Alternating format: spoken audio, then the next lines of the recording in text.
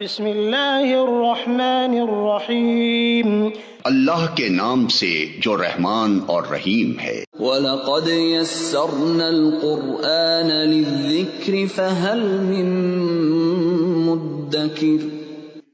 ہم نے اس قرآن کو نصیحت کے لیے آسان ذریعہ بنا دیا ہے، پھر کیا ہے کوئی نصیحت قبول کرنے والا؟ اعوذ باللہ من الشیطان الرجیم، بسم اللہ الرحمن الرحیم۔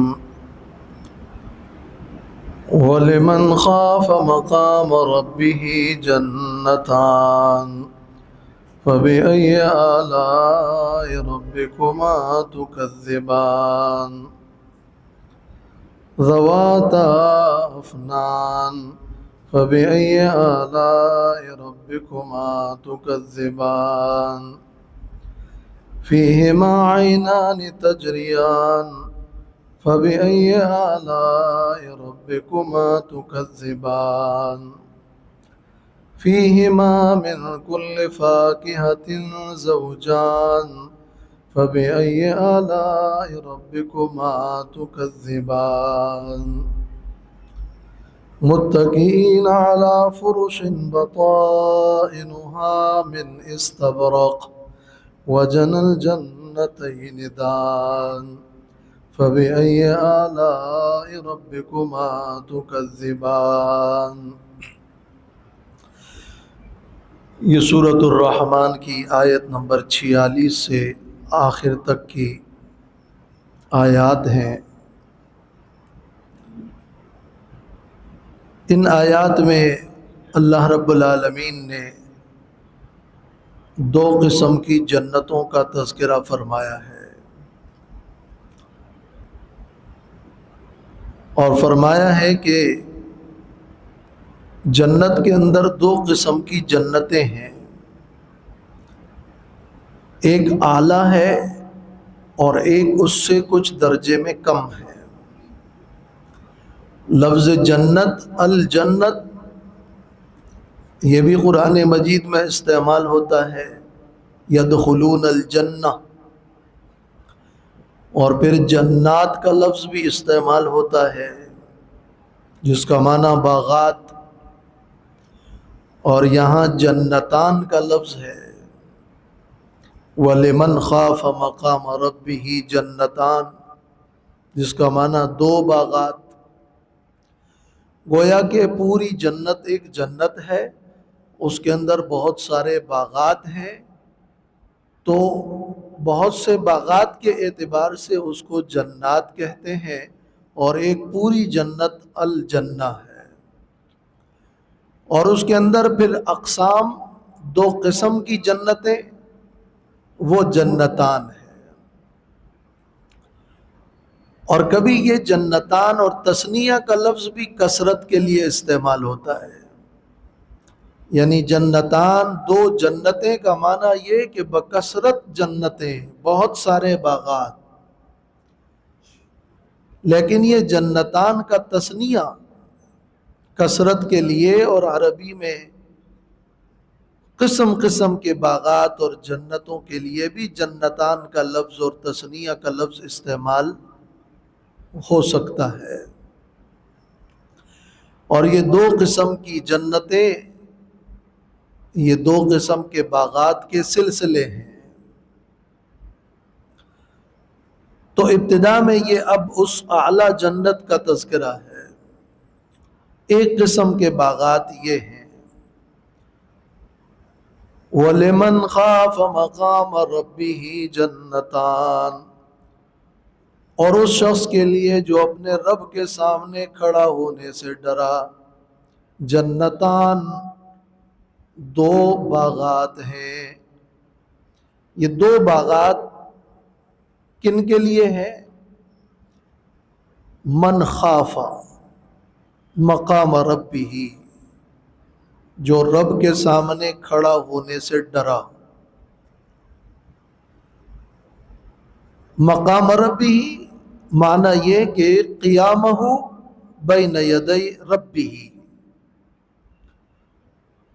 جیسے کہ قرآن مجید میں ہے یوم یقوم الناس لرب العالمین، قیامت کے دن لوگ رب العالمین کے سامنے کھڑے ہوں گے۔ تو جس شخص کو یہ غم، یہ فکر، یہ خوف ہے کہ وہ قیامت میں اللہ کے سامنے کھڑا ہوگا، اس خوف خدا رکھنے والے کے لیے باغات ہیں۔ اور مقام ربی کا ایک دوسرا معنی بھی ہوا ہے، اور وہ ہے کہ وَلِمَنْ خَافَ مَقَامَ رَبِّهِ، یعنی قیام ربہ علیہ،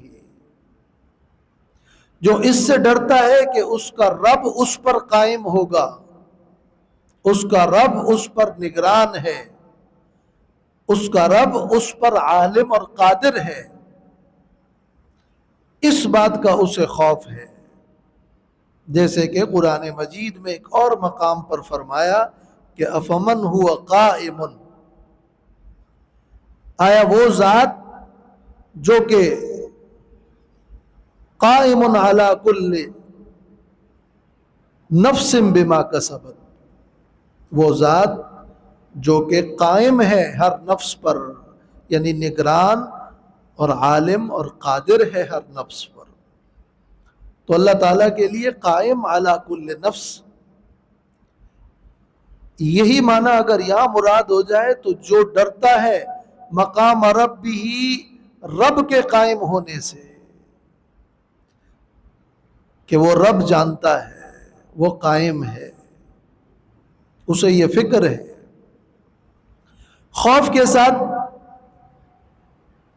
دو باتیں لازم ہیں، یہ خوف مستلزم ہے دو باتوں کو۔ ایک یہ کہ وہ اللہ پر اور اللہ کی ملاقات پر ایمان رکھتا ہے، تبھی تو اسے خوف ہے کہ اللہ کے ساتھ ملنا ہے تو میں کیا جواب دوں گا۔ اگر اسے اللہ کی ملاقات پر ایمان نہ ہو تو خوف نہیں ہوگا، لیکن اسے ایمان ہے، اور اس خوف کے نتیجے میں پھر وہ گناہوں سے بچتا ہے۔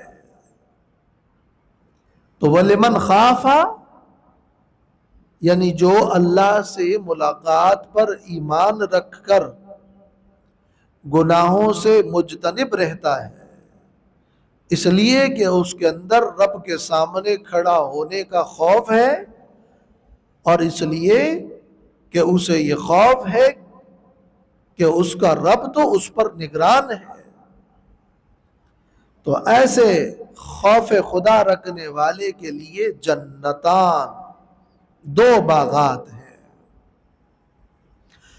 ان دو باغات کی ایک تفسیر بخاری شریف کی کتاب التفسیر میں باب قولہ تعالی ومن دونہما جنتان ایک باب ہے، اس میں حدیث نقل ہے کہ نبی کریم صلی اللہ علیہ وسلم نے فرمایا کہ جنتان من فضۃ آنیتہما وما فیہما وجنتان من ذہب آنیتہما وما فیہما، ایک قسم کی جنت سونے کی ہے اور ایک چاندی کی ہے۔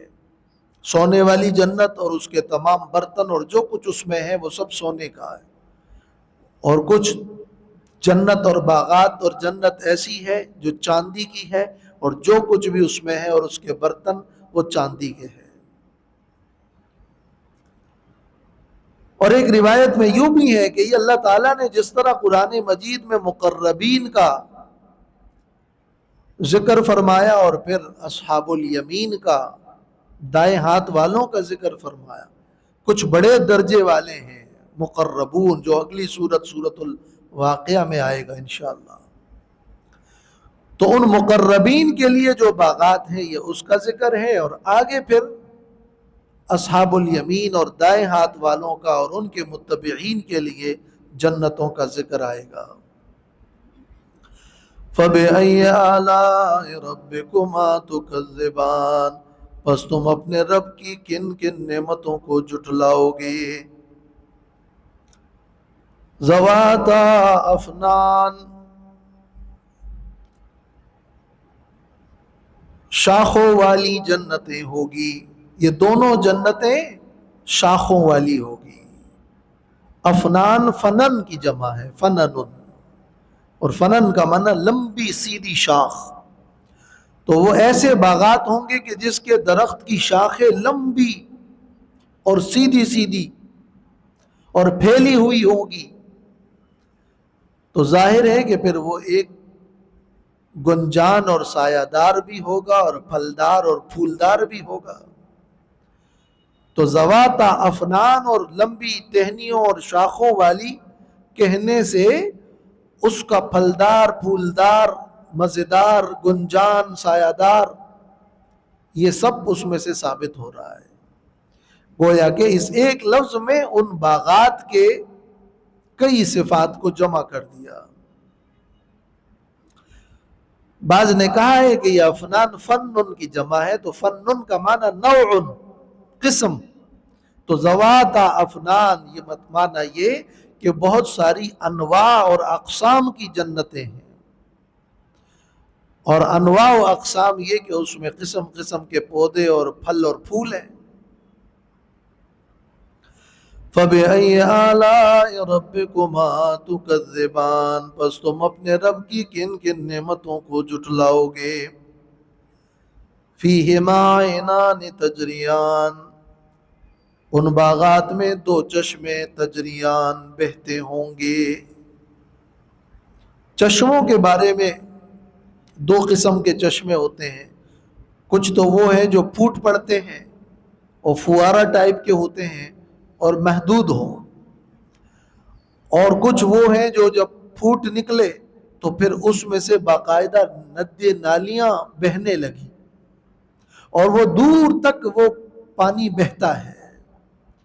تو یہاں عینان ہے، وہ دو چشمے ہیں، اور پھر تجریان ہے کہ وہ دور تک وہ چشمے بہتی ہیں. گویا کہ اس میں مزید عموم ہے. اور وہ دو چشمے، عینان کا لفظ یا تو سلسبیل اور تسنیم، یہ دو چشمے ان کا ذکر ہے، یا پھر یہاں بھی یہ تثنیہ برائے تکرار ہے اور کثرت ہے کہ بہت سارے چشمے ہیں. جو چشمے تجریان وہ اس کا پانی بہتا ہے. فَبِأَيِّ آلَاءِ رَبِّكُمَا تُكَذِّبَانِ، پس تم اپنے رب کی کن کن نعمتوں کو جھٹلاؤ گے.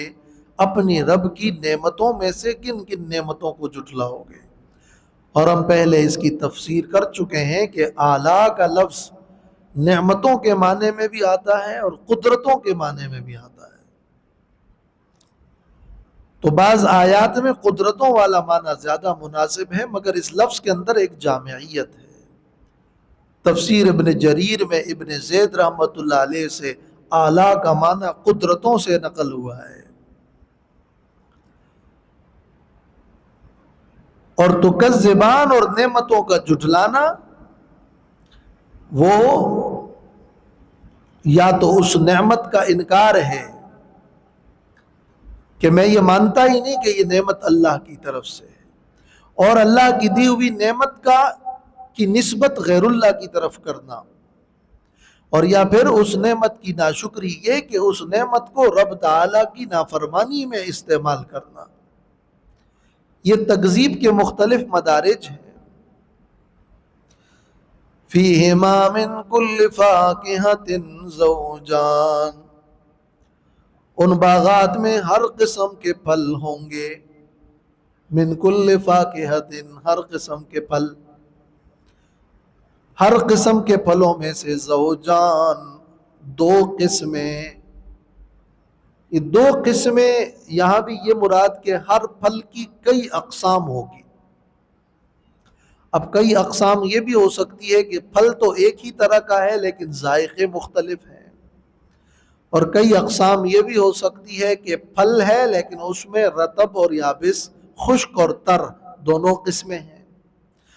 پھل تو ایک ہی ہے لیکن اس میں وہ دنیاوی جو ہم جانتے ہیں وہ بھی ہے، اور ایک اور عجیب سی قسم بھی ہے. تو زوجان کے اندر دو قسمیں ہیں، وہ دو قسمیں کئی قسمیں بھی ہیں اور کئی اور مختلف ذائقے بھی ہیں، اور یا ایک ہی درخت میں وہ پھل وہ دو قسموں اور مختلف قسموں پر مشتمل ہے۔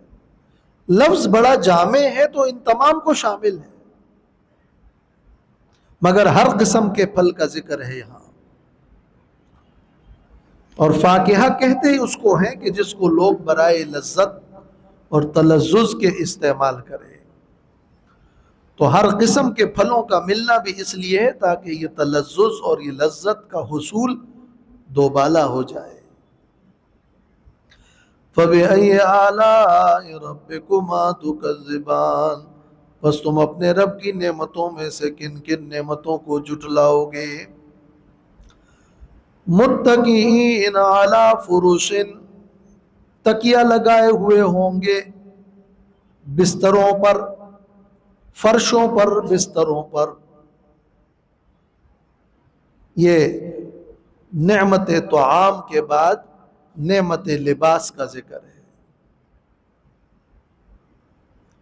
متکئین کا معنی یہ ہوتا ہے کہ کوئی شخص ٹیک لگایا ہوا ہو اور بیٹھا ہو، اور اس کا یہ بھی معنی ہے کہ کوئی شخص کسی سہارے لیٹا ہوا ہو۔ تو گویا کہ فرشوں اور بستروں پر بیٹھے ہوئے ٹیک لگائے یا لیٹے ہوئے کسی سہارے سے، خاص کر کوہنی کے سہارے سے کوئی لیٹا ہوا ہو اس کو بھی متکی کہتے ہیں۔ وکیعن سے بنا ہے یہ باب افتعال، متکئن۔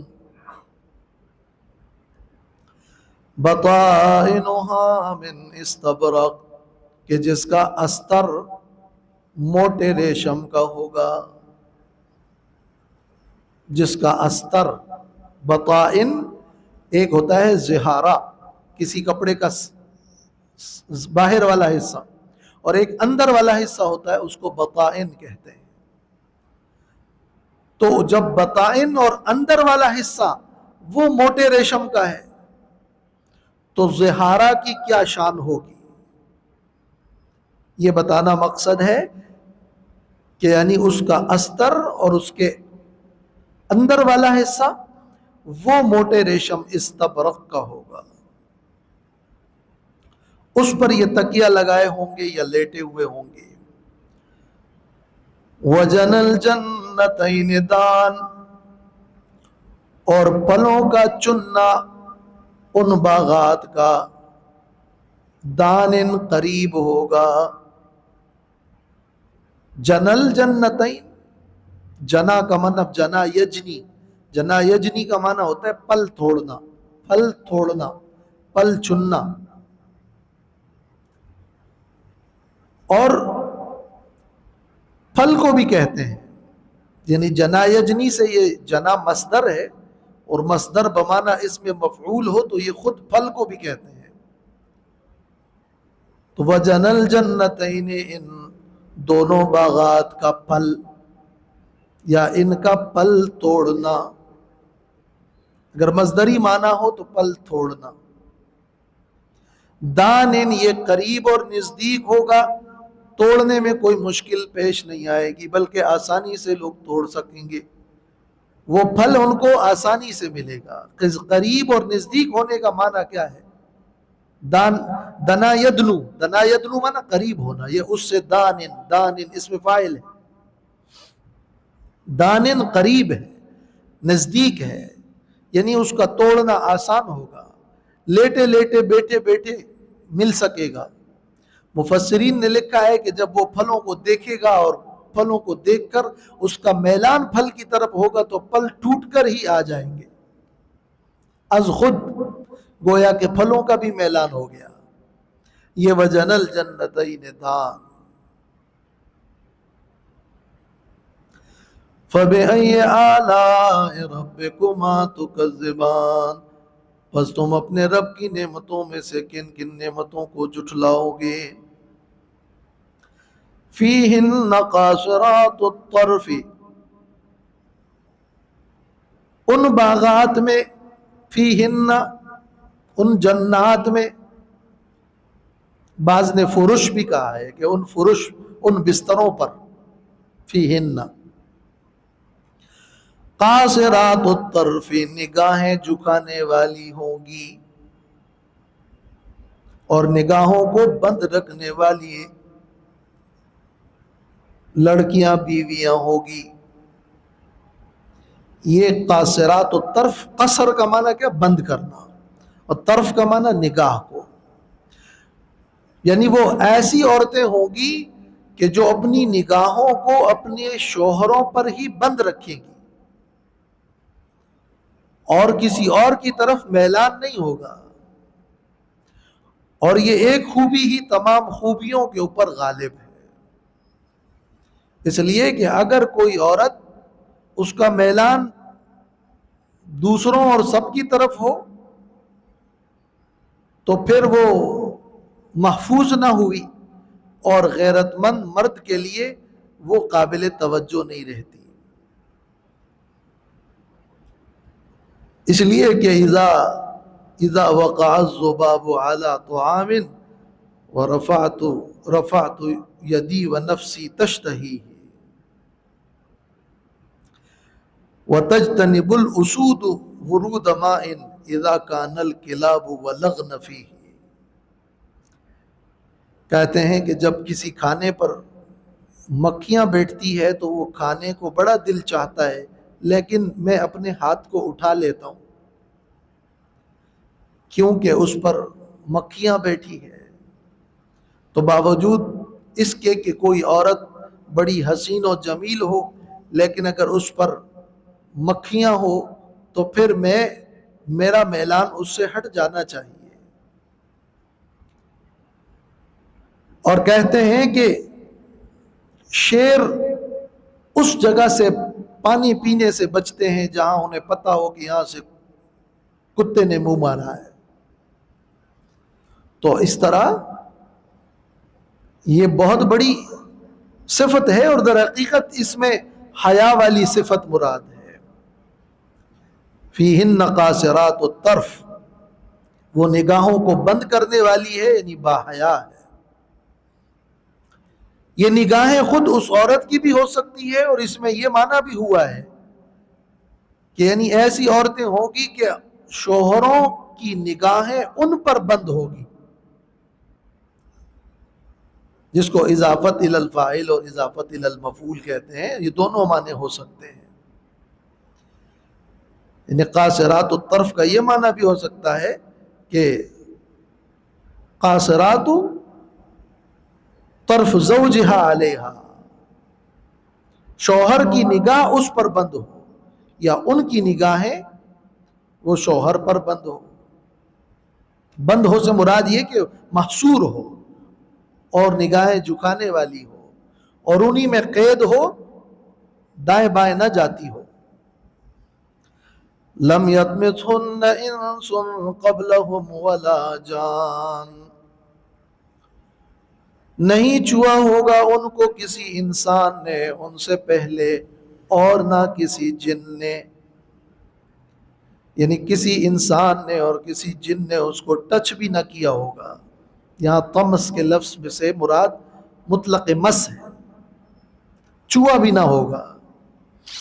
اگرچہ یہ لفظ اور بھی کئی معنیوں میں استعمال ہوتا ہے، جماع کے معنی میں، حیض کے معنی میں، لیکن یہاں عموم لے لیا جائے تو زیادہ بہتر ہے کہ کسی انسان اور جن نے اس کو ٹچ بھی نہ کیا ہوگا. یعنی وہ کنواریاں ہوگی، کنواری ہوگی. اور قرآن مجید میں یوں ہے کہ انا انشأناہن انشاء فجعلناہن ابکارا، یہ دنیا کی عورتوں کو بھی ہم کنواریاں بنا دیں گے.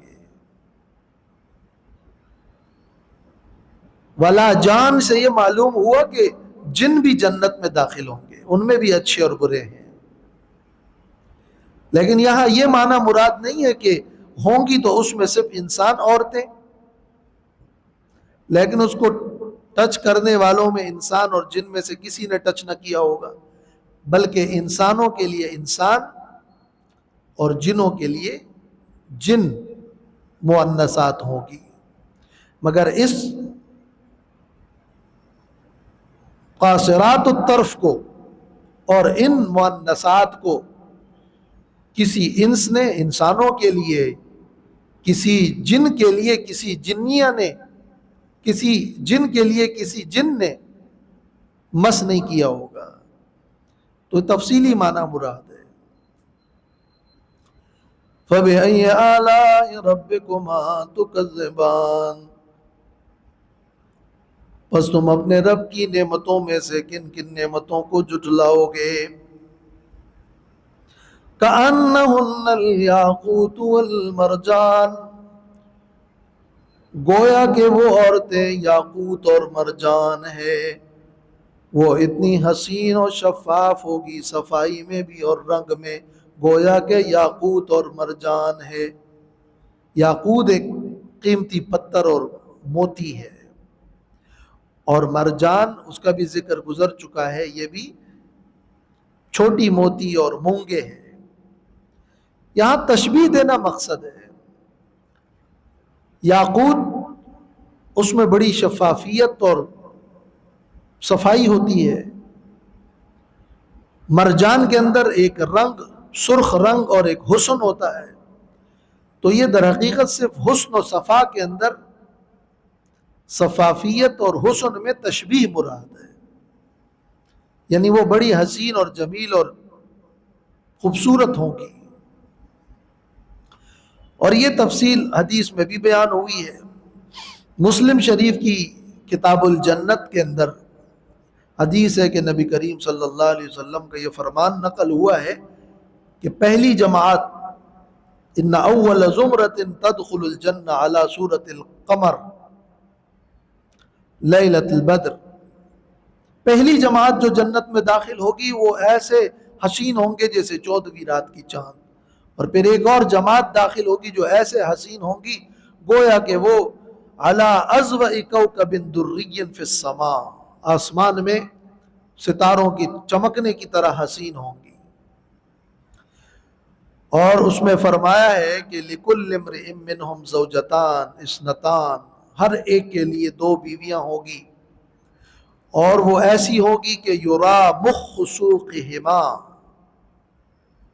مِن وَرَاءِ اللَّحْمِ وَمَا فِي الْجَنَّةِ عَزَبٌ، ان کی پنڈلیوں کے اندر کا مغز نظر آ رہا ہوگا. اور جنت میں کوئی بھی بغیر نکاح کے، بغیر جوڑے کے نہیں ہوگا.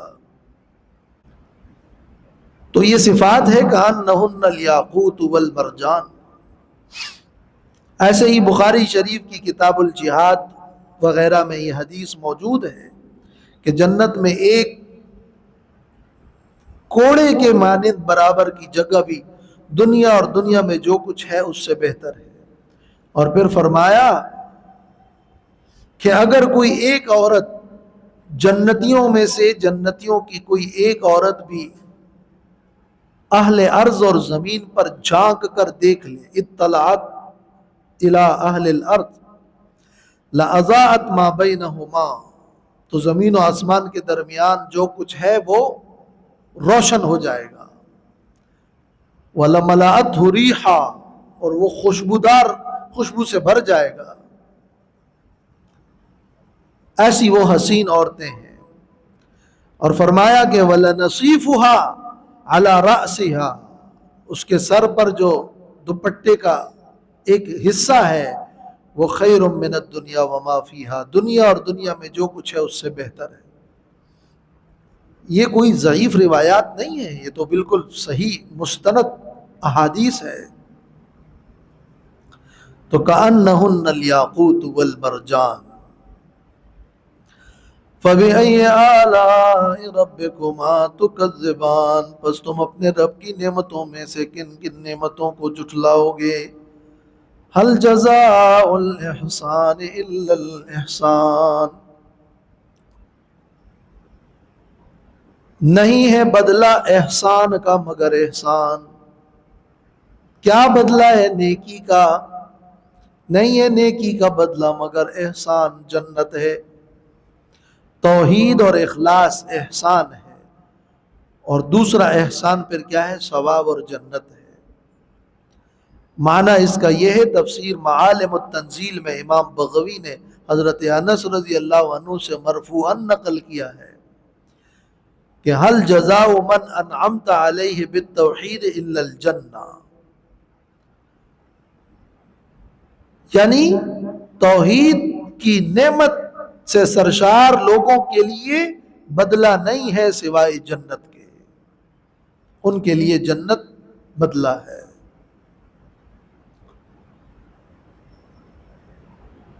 وَمِن دُونِهِمَا جَنَّتَانِ، اور اس کے علاوہ دو جنتیں، دو باغات ہیں۔ وَمِن دُونِهِمَا، دونہما لفظ دون جو ہے یہ عربی میں علاوہ کے معنی میں بھی آتا ہے اور کم درجے کے لیے بھی آتا ہے، جو ایک چیز دوسرے چیز سے درجے میں کچھ کم ہو۔ تو وَمِن دُونِهِمَا، ان دو جنتوں کے علاوہ، ان جنتوں سے، ان باغات سے درجے میں کچھ کم، جنتان، دو قسم کے باغات ہیں، یا باغات کا پورا سلسلہ ہے۔ فَبِأَيِّ آلَاءِ رَبِّكُمَا تُكَذِّبَانِ، پس تم اپنے رب کی نعمتوں میں سے کن کن نعمتوں کو جھٹلاؤ گے؟ مُدْحَامَّتَانِ، گہرے سبز رنگ کے ہوں گے وہ دونوں جنتیں۔ مدحامتان، ادہام یدہام و ادہیمامن، باب افعیلال، اس کا معنی خوب سیاہ ہونا، اور سبز رنگ جب خوب سیاہ ہو یعنی گہرا سبز، اس کو کہتے ہیں ادہیمام۔ ویسے اگر یہ باب افعلال ہو ادہمام، اس کا معنی بھی یہی ہے، لیکن جب افعیلال ہو، ادہمام نہیں بلکہ ادہیمام ہو، تو پھر اور زیادہ گہرا سبز رنگ۔ یہ مدحامتان، خوب گہرا سبز۔ تو وہ جو پہلے جنتوں کا ذکر تھا وہاں کیا تھا؟ ذواتا افنان، وہاں یہ تھا کہ شاخیں بڑی لمبی لمبی ہے، تو وہ شاخوں کے ذکر میں پھر پھول آئیں گے، پتے آئیں گے، پھل آئیں گے، پھر رنگ آئے گا۔ یہاں وہ درجے میں کم، تو یہاں صرف رنگ کا ذکر کیا، تو وہ درجے میں اس سے کچھ کم ہو گیا۔ فَبِأَيِّ آلَاءِ رَبِّكُمَا تُكَذِّبَانِ، تو تم اپنے رب کی کن کن نعمتوں کو جھٹلاؤ گے؟ فِيهِمَا عَيْنَانِ نَضَّاخَتَانِ، فِيهِمَا عَيْنَانِ نَضَّاخَتَانِ، اس میں دو چشمے ہوں گے، یعنی قسم قسم کے چشمے ہوں گے۔ نضاختان، جو کہ پھوٹنے والے ہوں گے، پھوٹ کر نکلنے والے ہوں گے، جیسے فوارے ہوتے ہیں، فوارے جوش مارنے والے، نضاختان کا یہ معنی ہے۔ پہلے کیا تھا؟ تجریان، اور وہاں ہم نے تفسیر کی کہ یعنی دو قسم کے چشمے، ایک محدود جو پھوٹ نکلے، اور ایک وہ جو پھر دور تک بہے اور ندیاں نالے بنائے۔ تو تجریان میں وہ اعلیٰ قسم تھی، وہ دور تک ہے، اور یہ تو فوارے ہیں جو نضاختان، جو کہ پھوٹ کر نکلنے والے ہیں۔ فَبِأَيِّ آلَاءِ رَبِّكُمَا تُكَذِّبَانِ، تو تم اپنے رب کی نعمتوں میں سے کن کن نعمتوں کو جھٹلاؤ گے، کن کن نعمتوں کا انکار کرو گے؟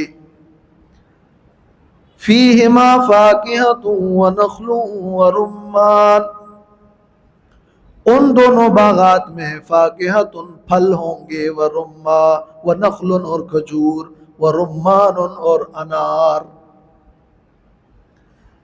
اب یہ نخل، کھجور اور انار فاکہہ کے اندر داخل ہے، لیکن یہ تخصیص بعد التعمیم ہے، اس کو بطور خاص ذکر کیا فائدے کے لیے یا عربوں کے اندر زیادہ معروف ہونے کی وجہ سے۔ پہلے کیا تھا؟ من کل فاکہۃ، ہر قسم کا پھل، اور اس میں بھی زوجان جوڑے اور قسمیں، اور یہاں سے فاکہتن اور نخلن اور رمان، تو وہاں عموم بڑا تھا اور یہاں کچھ خصوص ہے. لیکن یہ تو نام ہے، ظاہر ہے. عبداللہ ابن عباس رضی اللہ تعالی عنہما فرماتے ہیں کہ لیس فی الجنت مما فی الدنیا الا الاسماء فقط. جنت میں دنیا کی چیزوں میں سے کچھ بھی نہیں ہے سوائے ناموں کے. یہ تو صرف نام ہے، ورنہ وہاں کا رمان، وہاں کا نخل، وہاں کی کھجور و انار، وہ تو ایسی چیزیں ہیں کہ جس کی صرف ہم یہاں نام لے سکتے ہیں. یہ تو نام ہے. وہ تو ما لا عین رأت ولا اذن سمعت ولا خطر علی قلب بشر. وہ تو بڑی عجیب اور غریب نعمتیں ہوگی کہ جس کو کسی نے دیکھا تک نہیں. بس یہ قریب الفہم کرنے کے لیے الفاظ ہیں. فَبِأَيِّ آلَاءِ رَبِّكُمَا تُكَذِّبَانِ، بس تم اپنے رب کی نعمتوں میں سے کن کن نعمتوں کو جھٹلاؤ گے. فِيهِنَّ خَيْرَاتٌ حِسَانٌ، ان جنتوں میں خیرات، اچھے اخلاق والی بیویاں ہوگی. حسان، جو کہ خوبصورت ہوگی. خیرات ان کا معنی یعنی خیرات الاخلاق، اور حسان ان کا معنی ہے یعنی حسان الوجوہ. خیرات کا یہ معنی کہ اخلاق میں اچھے، سیرت اچھی، اور حسان کا یہ معنی کہ وہ چہروں میں خوبصورت. اور یہ خیرات جمع خیرتن کی ہے. خیرتن، خیرتن بھی اصل میں تھا خیرتن، تخفیف کے لیے خیرتن ہے. ایک خیرن کا لفظ ہے جو خیر اور شر ہے، یہ وہ خیر نہیں ہے، وہ خیرن اخیرو ہے. وہ خیرن اس میں تفضیل ہے، یہ وہ خیرن سے نہیں. وہ خیرن اس میں تفضیل ہے، یہ خیرات یہ الگ لفظ ہے جو خیرتن اور فیعلن کے وزن پر ہے، وہ افعلن کے وزن پر ہے. فَبِأَيِّ آلَاءِ رَبِّكُمَا تُكَذِّبَانِ، یہاں پر فیہن کا لفظ ہے، فیہما خیرات نہیں کہا.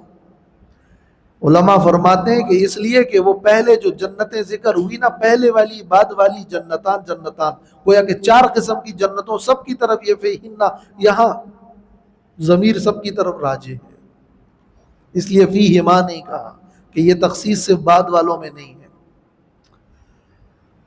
حور مقصورات فی الخیام، یہ حوریں ہوگی جو کہ خیموں کے اندر بند ہوگی. بند مانا محفوظ ہوگی، اور مقصورات کا وہی معنی ہے جو قاصرات الطرف کا ہے. لیکن قاصرات الطرف میں ذرا اور زیادہ وضاحت ہے. جیسے وہ پہلے کی جنتیں اعلیٰ تھی تو مقصورات کا لفظ اس سے نسبتاً کم ہے، وہ زیادہ واضح اور اوضح لفظ ہے. حورن کا یہ معنی ہے، یہ حورن حورا کی جمع ہے، سفید اور خوبصورت. حوریں حسن صورت حورن میں بیان کیا گیا ہے، اور مقصورات میں حسن سیرت بیان کیا گیا ہے. وہ خیموں کے اندر بند ہوگی، گھروں کے اندر بند ہوگی. گویا کہ عورت کی سب سے بڑی خوبی یہ ہے کہ وہ گھروں میں بند ہو، یہ ان کی عزت ہے اصل میں. اس لیے جو باہر گھومنے پھرنے والی ہے وہ زیادہ باعزت نہیں ہوتی، جو گھروں کے اندر رہنے والی ہے یہ زیادہ عزت کی بات ہے. گویا کہ ان کے خادمین ہیں اور ان کے ساتھ لوگ ملاقات کرنے کے لیے آنے والے ہیں، اور وہ تو خیموں کے اندر ہی ہے، وہ گھومنے پھرنے والی بھی نہیں ہے اور کام کاج والی بھی نہیں ہے. تو زیادہ عزت تو اسی میں ہے نا کہ سکون میں رہے، ان کے لیے سب کچھ تیار ملتا رہے، اور ان کے خادمین ہوں اور وہ محفوظ رہے، اور لوگ ان سے ملاقات کرنا چاہیں، لوگ ان کے پاس آئیں، وہ نہ جائیں. یہ اس طرح گویا کہ مخدومین ہیں، تو فی الخیام یہ زیادہ عزت ہے.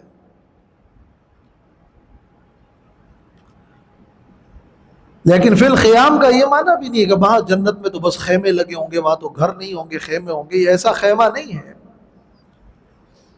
بخاری شریف میں ہے ان فی الجنت خیمۃ من لؤلؤۃ مجوفۃ، ایک کھوکھلے موتی کا ایک ہی ایسا خیمہ ہوگا، عرضھا 60 میلا، کہ جس کی چوڑائی 60 میل ہوگی، ایک موتی کی 60 میل ایک موتی سے بنا ہوا ایک خیمہ ہوگا، اور وہ ایسا خیمہ ہوگا کہ فی کل زاویۃ منہا اہل ما یرون الآخرین، اس کے ہر کونے میں ان کے لیے اہل ہوں گے، اور ہر کونا دوسرے کونے والے کو نظر نہیں آئے گا، ایسے اس کی ڈیزائن ہوگا۔ اور یطوف علیہم المومنون، مومنون اس پر چکر کاٹتے رہیں گے، یہ بخاری شریف کی۔ تو فی الخیام، یہ خیام لفظ خیمہ گویا کہ ان گھروں کو، ان عجیب جنتی خیموں کا تذکرہ ہے، یہ وہ نہیں کہ گھر بار چھوڑ کے اب خیموں میں زندگی گزارنے کے لیے اب یہ مجبور ہو گئے۔ فَبِأَيِّ آلَاءِ رَبِّكُمَا تُكَذِّبَانِ لَمْ يَطْمِثْهُنَّ إِنسٌ قَبْلَهُمْ وَلَا جَانٌ، نہیں چھوا ہوگا ان کو کسی انسان نے ان سے پہلے اور نہ کسی جن نے۔ فَبِأَيِّ آلَاءِ رَبِّكُمَا تُكَذِّبَانِ مُتَّكِئِينَ عَلَى رَفْرَفٍ خُضْرٍ، وہ تکیہ لگائے ہوئے ہوں گے عَلَى رَفْرَفٍ، قالینوں پر، خضر سبز رنگ کے۔ رفرف اصل میں کہتے ہیں منقش قالین کو، کوئی قالین ہو جس کے اوپر پھولوں وغیرہ کی ایک گلکاری ہوئی ہو، وہ منقش ہے، تو وہ رفرف ہے، وہ چاہے پھر دریاں ہو یا قالینیں ہوں یا بچھونے ہوں، اس لیے رفرف کے اندر یہ سارے اقوال موجود ہیں۔ حسن بصری سے مروی ہے کہ اس سے مراد الوسائد، تکیے مراد ہے، اور ابن عباس وغیرہ سے مروی ہے کہ الفرش والبسط، دریاں اور قالینیں، تو وہ قالینوں پر ہوں گے سبز رنگ کے، وعبقری حسان، اور نادر بچھونے ہوں گے، حسان خوبصورت نفیس۔ عبقری اصل میں اس چیز کو کہتے تھے جو بڑی نایاب اور عجیب و غریب ہو، یہ بھی یا تو مراد بچھونے ہیں یا پھر کوئی چادر مراد ہے اور یا تکیے مراد ہے، یہ سب عبقری سے بھی مراد ہو سکتا ہے۔ اور یہ بھی کہ وہ جیسے ایک بسترا ہے اور قالین ہے، اور پھر اس کے اوپر جو جیسے چاندنی بچھی ہوتی ہے اور کوئی چادر یا جیسے کوئی بیڈ شیٹ ہوتا ہے، وہ عبقرین کا معنی، تو مراد بچھونے یا بیڈ پر جو چادر ہوتی ہے یا تکیے، لیکن عجیب و غریب قسم کی، یہ مفہوم عبقری میں موجود ہے، اس لیے اس کا معنی نادر سے کیا جاتا ہے، نادر، حسان اور خوبصورت اور نفیس۔ فَبِأَيِّ آلَاءِ رَبِّكُمَا تُكَذِّبَانِ تبارک اسم ربک ذی الجلال والاکرام، خاتمے پر یہی ہے کہ برکتوں والا ہے نام تیرے رب کا جو کہ عظمت اور اکرام اور عزت والا ہے۔ اس جلال و اکرام کے لفظ کی تشریح بھی پہلے گزر چکی ہے، اور اسی طرح تبارکہ کی۔ وآخر دعوانا الحمدللہ رب العالمین، الحمدللہ رب العالمین، والصلاة والسلام علی خیر خلق محمد وعلی آلہ وصحبہ اجمعین۔ ربنا تقبل منا انک انت السمیع العلیم وتب علینا انک انت التواب الرحیم، وصلی اللہ تعالی علی